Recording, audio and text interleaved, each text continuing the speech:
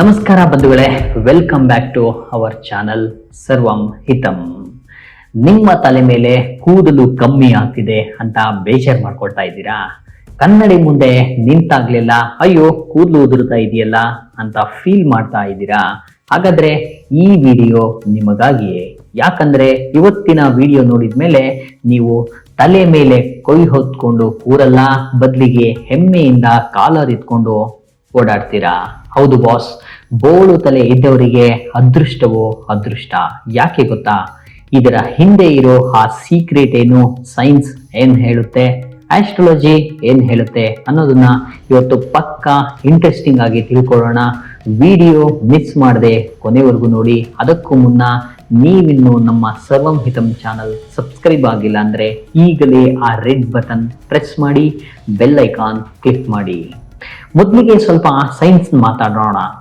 ವೈಜ್ಞಾನಿಕವಾಗಿ ನೋಡೋದಾದ್ರೆ ನಮ್ಮ ಇವತ್ತಿನ ಲೈಫ್ ಸ್ಟೈಲ್, ಫುಡ್ ಹ್ಯಾಬಿಟ್ಸ್ ಅಂದ್ರೆ ಆಹಾರ ಪದ್ಧತಿ, ನಾವು ವಾಸಿಸುವ ಸ್ಥಳ, ಅಲ್ಲಿನ ನೀರು, ಮಾಲಿನ್ಯ ಮತ್ತು ಎಲ್ಲದಕ್ಕಿಂತ ಮುಖ್ಯವಾಗಿ ಅನುವಂಶೀಯತೆ ಅಂದ್ರೆ ಹೆರಿಡಿಟಿ, ಕೂದಲು ಉದುರುವಿಕೆಗೆ ಪ್ರಮುಖ ಕಾರಣಗಳು. ಇವು ನಮ್ಗೆಲ್ಲ ಗೊತ್ತಿರೋದೆ. ಆದ್ರೆ ನಾಣ್ಯಕ್ಕೆ ಇನ್ನೊಂದು ಮುಖ ಇರೋ ತರ ನಮ್ಮ ಭಾರತೀಯ ಜ್ಯೋತಿಷ್ಯ ಶಾಸ್ತ್ರ ಹಾಗೇನೆ ಆಧ್ಯಾತ್ಮದಲ್ಲಿ ಬೋಳು ತಲೆಯ ಬಗ್ಗೆ ಯಾರಿಗೂ ಗೊತ್ತಿಲ್ಲದ ಅಮೇಜಿಂಗ್ ವಿಷಯಗಳನ್ನ ಹೇಳಲಾಗಿದೆ.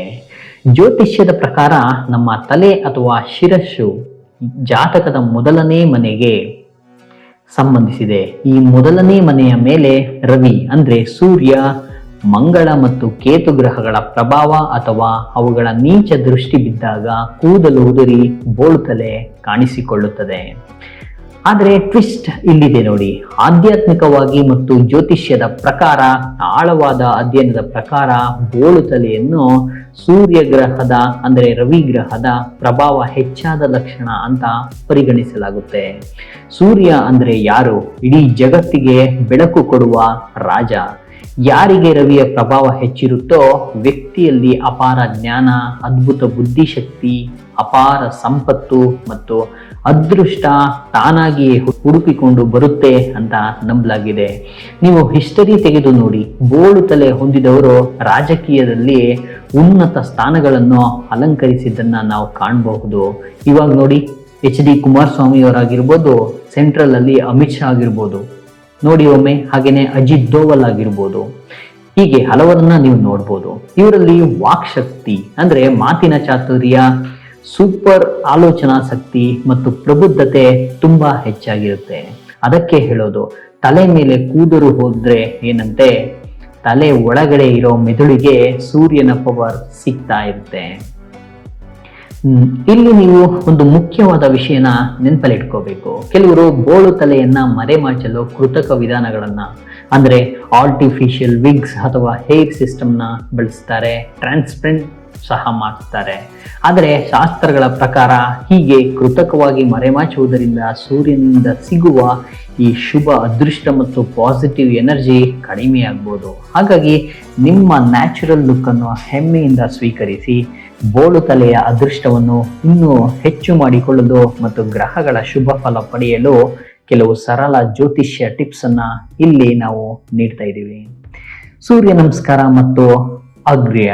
ಪ್ರತಿದಿನ ಬೆಳಿಗ್ಗೆ ಸೂರ್ಯನಿಗೆ ತಾಮ್ರದ ಪಾತ್ರೆಯಿಂದ ನೀರನ್ನು ಅರ್ಪಿಸಿ ಅಂದ್ರೆ ಅರ್ಘ್ಯ ನೀಡಿ ಮತ್ತು ಸೂರ್ಯ ನಮಸ್ಕಾರ ಮಾಡಿ. ಇದರಿಂದ ಸೂರ್ಯನ ಕೃಪೆ ನಿಮ್ಮ ಮೇಲೆ ಸದಾ ಇರುತ್ತೆ. ಗಾಯತ್ರಿ ಮಂತ್ರ ಪಠಣೆ ಮಾಡೋದು. ದಿನಕ್ಕೆ ಕನಿಷ್ಠ 11 ಬಾರಿ ಗಾಯತ್ರಿ ಮಂತ್ರ ಜಪಿಸಿ. ಇದು ನಿಮ್ಮ ತಲೆಯಲ್ಲಿರುವ ಸೂರ್ಯನ ಪಾಸಿಟಿವ್ ಎನರ್ಜಿಯನ್ನು ಮತ್ತು ಬುದ್ಧಿಶಕ್ತಿಯನ್ನ ಡಬಲ್ ಮಾಡುತ್ತೆ. ಮಾಣಿಕ್ಯ ಅಥವಾ ತಾಮ್ರದ ಬಳಕೆ ಮಾಡೋದು. ಜಾತಕವನ್ನು ಪರಿಶೀಲಿಸಿ ಸೂರ್ಯನ ರತ್ನವಾದ ಮಾಣಿಕ್ಯವನ್ನು ಧರಿಸಬಹುದು ಅಥವಾ ಕೈಯಲ್ಲಿ ತಾಮ್ರದ ಕಡಗ ಧರಿಸುವುದರಿಂದ ಆತ್ಮವಿಶ್ವಾಸ ಮತ್ತು ಸಂಪತ್ತು ವೃದ್ಧಿಯಾಗುತ್ತೆ. ಮಂಗಳ ಮತ್ತು ಕೇತು ಶಾಂತಿ. ಮಂಗಳ ಮತ್ತು ಕೇತು ಗ್ರಹಗಳ ನೆಗೆಟಿವ್ ಎಫೆಕ್ಟ್ ಕಡಿಮೆ ಮಾಡಲು ಮಂಗಳವಾರ ಸುಬ್ರಹ್ಮಣ್ಯ ಸ್ವಾಮಿ ಪೂಜೆ ಮಾಡೋದು ಅಥವಾ ಗಣೇಶನ ಆರಾಧನೆ ಮಾಡೋದು ಸಹ ತುಂಬಾನೇ ಒಳ್ಳೆಯದು. ಸೊ ಬಂಧುಗಳೇ, ಇನ್ಮೇಲಿಂದ ಯಾರಾದರೂ ನಿಮ್ಮನ್ನ ಬೋಳು ತಲೆ ಅಂತ ಚುಡಾಯಿಸಿದ್ರೆ ಬೇಜಾರಾಗಬೇಡಿ. ಅವರಿಗೆ ಹೇಳಿ, ಇದು ಬೋಳು ತಲೆಯಲ್ಲ ಮಾರ್ರೆ, ಸೂರ್ಯ ದೇವ ಕೊಟ್ಟಿರೋ ಅದೃಷ್ಟದ ಸಿಂಹಾಸನ ಅಂತ ಹೆಮ್ಮೆಯಿಂದ ಹೇಳಿ, ನಿಮ್ಮ ಜ್ಞಾನ, ನಿಮ್ಮ ಮಾತು, ನಿಮ್ಮ ಯಶಸ್ಸೇ ಅವರಿಗೆ ಉತ್ತರ ಕೊಡುತ್ತೆ. ನಿಮ್ಮ ಫ್ರೆಂಡ್ಸ್ ಗ್ರೂಪ್ನಲ್ಲಿ ಯಾರಿಗೆಲ್ಲ ತಲೆ ಮೇಲೆ ಕಮ್ಮಿ ಕೂದಲಿದೆಯೋ, ಇಂಟರ್ನ್ಯಾಷನಲ್ ಲುಕ್ ಇದೆಯೋ, ಅವರಿಗೆಲ್ಲ ಈ ವಿಡಿಯೋನ ಈಗಲೇ ಶೇರ್ ಮಾಡಿ ಅವರ ಮುಖದಲ್ಲಿ ಒಂದು ದೊಡ್ಡ ನಗು ತರಿಸಿ. ಈ ಮಾಹಿತಿ ನಿಮಗೆ ಇಷ್ಟ ಆಗಿದ್ರೆ ವಿಡಿಯೋಗೊಂದು ಲೈಕ್ ಕೊಡಿ. ನೀವು ಇದರ ಬಗ್ಗೆ ಏನು ಅನ್ಕೊಳ್ತೀರಾ ಅಂತ ಕೆಳಗಡೆ ಕಾಮೆಂಟ್ ಬಾಕ್ಸ್ನಲ್ಲಿ ಖಂಡಿತ ತಿಳಿಸಿ. ಮುಂದಿನ ವಿಡಿಯೋದಲ್ಲಿ ಮತ್ತೊಂದು ಇಂಟ್ರೆಸ್ಟಿಂಗ್ ವಿಷಯದ ಜೊತೆ ಸಿಗ್ತೀನಿ. ಅಲ್ಲಿವರೆಗೂ ನೋಡ್ತಾ ಇರಿ ಸರ್ವಂ ಹಿತಂ. ಧನ್ಯವಾದಗಳು.